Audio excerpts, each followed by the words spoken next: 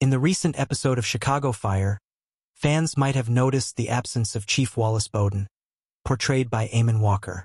The reason for his absence was revealed in the episode, as Boden takes a leave of absence from work to travel to Michigan and assist his former stepson, James. James is currently facing financial struggles due to his mother's imprisonment. Although Boden's absence was not directly addressed in the episode, it is expected that he will return soon, especially considering that there are only 3 episodes left in Season 12. However, the long-term future of Chief Wallace Boden on the show remains uncertain. Currently, Boden is on the shortlist for the Deputy Fire Commissioner position. This puts him in competition with Paramedic Field Chief Robinson. If Boden secures the position, it could potentially mean a significant change for him, as he would be overseeing all the districts within the Chicago Fire Department.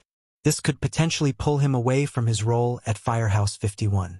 Despite this uncertainty, it's worth noting that Boden has been promoted within the show previously without it affecting his role and involvement with Firehouse 51.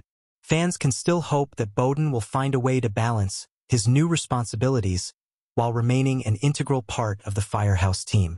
For those who don't want to miss any episodes, Chicago Fire airs on NBC on Wednesdays at 9 p.m. Eastern Standard Time and is also available for streaming on Peacock. Stay tuned to see how Chief Wallace Boden's journey unfolds in the remaining episodes of Season 12. Subscribe for more interesting videos.